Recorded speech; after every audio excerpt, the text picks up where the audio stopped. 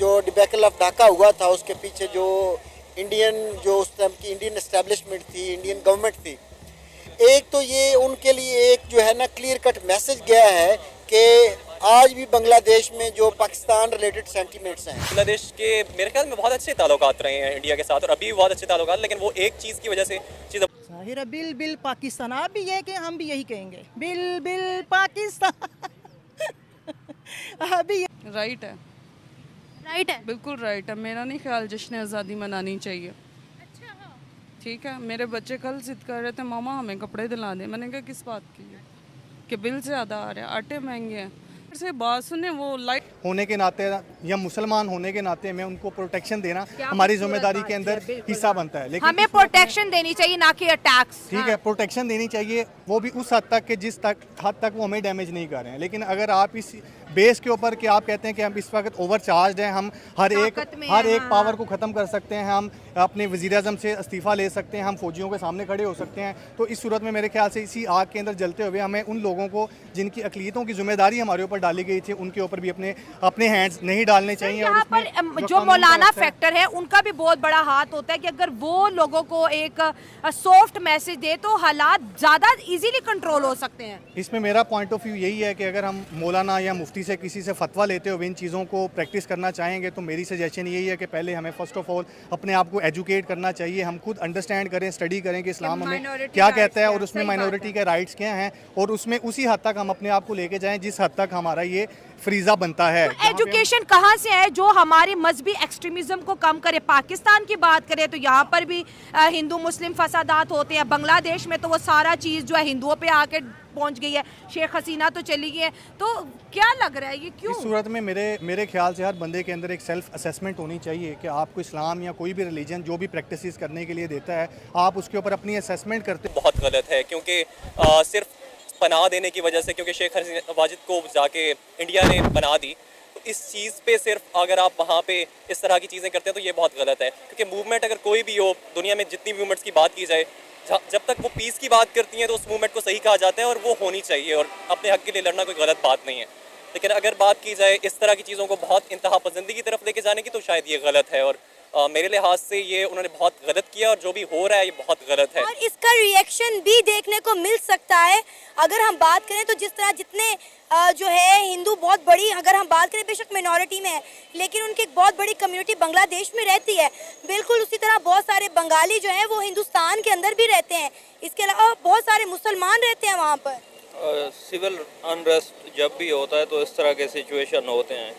किसी भी मुल्क में इस तरह के मसाइल हो रहे हों या सिविल वार हो तो जो माइनॉरिटीज़ हैं उस पर शदीद किस्म का प्रेशर आता है। अभी जैसी आप बात कर रहे हैं कि बांग्लादेश में माइनॉरिटीज़ के साथ हो रहा है, तो बाकी दूसरे स्टूडेंट वे क्या एनालाइज करते हैं कि कौन सी चीज़ें राइट हैं, कौन सी चीज़ें गलत हैं। हाँ, हमारे जो रहनुमा हैं वो हमारे लीडर्स भी हो सकते हैं, पॉलिटिकल लीडर्स भी हो सकते हैं, हमारे रिलीजियस स्कॉलर्स भी हो सकते हैं, लेकिन इसमें भी अगर आप अपनी ओपिनियन कायम करते हुए चीज़ों को प्रैक्टिस करेंगे तो मेरे ख्याल से इस हद तक नौबत नहीं जाएगी जिस हद तक ये नौबत। इंडिया की वैसे बेसिकली ये तो यूनाइटेड नेशन का वो बनता है कि वो उसको इंश्योर करे कि मतलब कोई भी मज़हब हो, कोई भी मतलब मज़हबी जगह हो, जो भी जितनी चीज़ें हैं वो उनके सिक्योरिटी वो इंश्योर करे।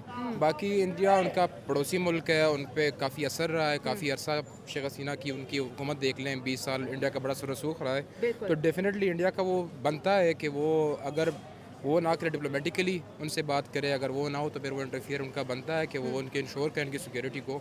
अगर इस तरह है जिस तरह आप कह रही हैं तो बिल्कुल उनका बनता है कि वो डेफिनेट इंटरफियर करे और अपने जो हिंदूज़ हैं उनको सिक्योरिटी, मंदिरों की या जो भी है, ये जैसे लड़कियों का रेप होता है ये तो हर जगह गलत है, जो भी करे तो लेकिन आपने कभी सोचा अगर इस्लामिक कंट्री में इस तरह धरने होते हैं, वो सियासी धरने हो या आवाम के अपने मसाइल हो, ये सारा एग्रेशन मुस्लिम जो लोग हैं, कुछ जुमातें कह दे, सारा एग्रेशन हिंदुओं पे क्यों निकालते हो? वो बेचारे तो जैसे यहाँ पर अब ख़त्म होने के करीब आ गया है, हिंदू पॉपुलेशन हमारे पास 2-3% ही रह गई है, या कहीं कहा जाता है कन्वर्जन होगी, कहीं कहा जाता है मुल्क छोड़ के चले गए, कुछ कहते हैं यहाँ से मतलब अगवा, बहुत कुछ है यहाँ पर, ठीक है, लेकिन ऐसा क्यों होता है?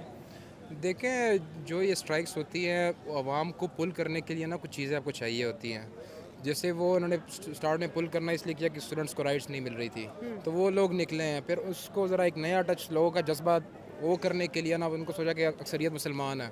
अगर हम कुछ इस तरह एक्ट करते हैं कि ये लोग इस्लाम के ख़िलाफ़ हैं, इस तरह कुछ हुआ है, तो मतलब आवाम ज़्यादा निकलेगी, मजहबी लोग भी निकल जाएंगे, ज़रा सेकुलर माइंडेड है वो भी निकल जाएंगे। तो ये सारे एक गेम होती है क्राउड को पुल करने के लिए। तो मुझे तो यही लग रहा है कि क्राउड को पुल करने का, उनका जज्बा रखने के लिए ये गेम इनको टारगेट करे, जो भी माइनॉरिटी वहाँ पे उसको टारगेट किया जा रहा है। 1971 में जब पाकिस्तान से अलग हुआ है हमारा बांग्लादेश, तो इसमें ज़्यादातर फॉल्ट मैं मेजर मानता हूँ कि पाकिस्तानियों का था, क्योंकि हमने मोस्ट ऑफ द टाइम्स जो हमारी एक्सपोर्ट थी, जो 25% उसका सिर्फ बांग्लादेश में लगता था, बाकी जितनी एक्सपोर्ट थी सारा हमारा पाकिस्तान में लगा है। ठीक है।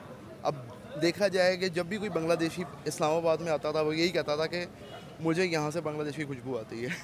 अब ये बड़ी कोई नॉर्मल सी, अब 71 में जब हमने मुजीबुर रहमान साहब ने इलेक्शन जीत लिए थे, तो किस बेस पर हमने असेंबलीज को तोड़ के और इलेक्शन को नलीफाई करके हम बंगालियों से नफरत करते थे ना कि बंगाली तो काली हट बंगाली, बंगाली हमारे साथ कैसे मैच हो, वो गोरो वाला पन था ना हमें, वो तो रेसिज्म आ गया ना फिर हमारे यहाँ। ठीक है, वो हम क्यों करते थे, ये तो हमारा फॉल्ट था ना, हालांकि मेजर एक्सपोर्ट हमारी बांग्लादेश से होती थी। ठीक है, अब बेसिकली अगर मैं ये कहना चाहूँ, मुझे कोई आर नहीं है इस चीज़ में कहने में कि पाकिस्तानी एक लगा लो कि हम लोग वो एज़ कम्पेयर टू अस वो हमसे बहुत बेहतर है। क्या कर सकते हैं, मजबूर लोग हैं हम क्या कर सकते हैं। ये तो हमारी हुकूमत को सोचना चाहिए कि अवाम लिए कुछ करें। तो मैं दोबारा फिर बेटी मरियम नवाज से अपील करता हूँ। आपको 40,000 बिल आया है ना, इससे पहले कितना आता था? इससे पहले आता था कभी 20,000, कभी 10,000, कभी 5,000, इससे पहले इतना आता था। अब 40,000 रुपया बिल आया। मेरे पास एक रक्षा था और तो मेरे पास कुछ था ही नहीं, वो मैंने रक्षा बेच दी है और बत्ती का बिल मैंने पे किया है। अगर कल को इससे ज़्यादा आ जाएगा फिर क्या बेचेंगे? फिर हम मीटर कटा लेंगे, उसको बोलेंगे मीटर काट के ले जाओ, हमारा अल्लाह हाफ़िज़ है। और हमने क्या करना है? इतनी गर्मी में बिजली के बगैर रह लेंगे आप? तो बेटा क्या करें, मजबूरी है, लोग रहते हैं, गांव में भी तो लोग रहते हैं, हम भी रह रहेंगे। पानी के बिल, गैस के बिल वो अफोर्ड कर लेते हैं। गैस का बिल आता है कभी 5,000, कभी 6,000, पहले वो 300-400 रुपये आता था, अब 5,000 रुपये बिल आ गया। पानी का बिल बढ़ा दिए हैं, गैस के बिल बढ़ा दिए हैं, बत्ती के बिल बढ़ा दिए हैं। अब आम किधर जाए? लाइट टाइम पे रहती है या फिर लोड शेडिंग? कभी नहीं रहती, 1 घंटा आती है, 2-2 घंटे लाइट चली जाती है। उस एक दिन हमारा ट्रांसफार्मर जल गया तो वो 2 दिन उसको ऊपर किसी ने तवज्जो ही नहीं की। ये हालात हैं पाकिस्तान के। आपको वीज़ा दिया जाए, आप चले जाओगे यहाँ से? इंशाल्लाह मैं पाकिस्तान छोड़ जाऊँगा। क्या बात कर रहे हैं बेटा, पेट भी तो बच्चों का पालना है, इधर भूखे मरना है। इधर तो जो रहता है वो भूखा मरता है, उसको खाने को कुछ नहीं, मरेगा तो वो मर जाएगा। और तो वो क्या आपने करेगा? अपना रिक्शा बेचकर 40,000 रुपये बिल उतारा, ठीक है, आपने पानी का बिल दिया, आपने गैस का बिल दिया। हम लोग 14 अगस्त जश्न आज़ादी मनाते हैं, हम कहते हैं हम अलहदा हुए थे, चलो हम आज़ादी मना लेते हैं। आपको लगता है हम आज़ाद हैं या हम गुलाम हैं? हम तो गुलामों के भी गुलाम हैं, हम आज़ाद नहीं, हम गुलामों के भी गुलाम हैं। क्यों, कैसे? कैसे कि हमारे से अच्छे तो गुलाम हैं, क्योंकि वो आज़ाद हैं, वो उनकी हुकूमतें हैं, जो उनके सरबराह हैं वो ठीक हैं। हमारे जो सरबराह हैं, हमारी हुकूमत है जो, वो अवाम के लिए कुछ करती नहीं। हमने भारत से अलहदगी ली थी, वहाँ पर तो बिजली के बिल इतने नहीं आते हैं, वहाँ पर तो 300 यूनिट फ्री हैं।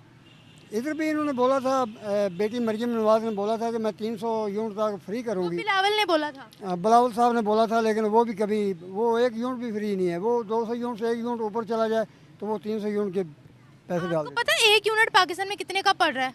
नहीं, मुझे बेटा इसके बारे में इल्म नहीं है।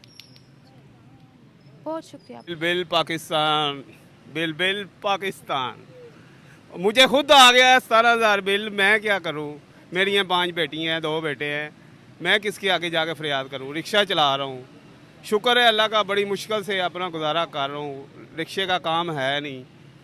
अल्लाह के बंदो, इतनी महंगाई कर रहे हो, गरीब आदमी को सपोर्ट भी तो करो। आपके ऊपर लोगों ने ट्रस्ट किया है, आपको फिर अल्लाह ने इज़्ज़त दी है, आप आए हैं हमारे पाकिस्तान में, आपका भी पाकिस्तान है, आपके पास इतनी प्रॉपर्टियाँ हैं, इतनी जायदादें हैं, एक प्लाट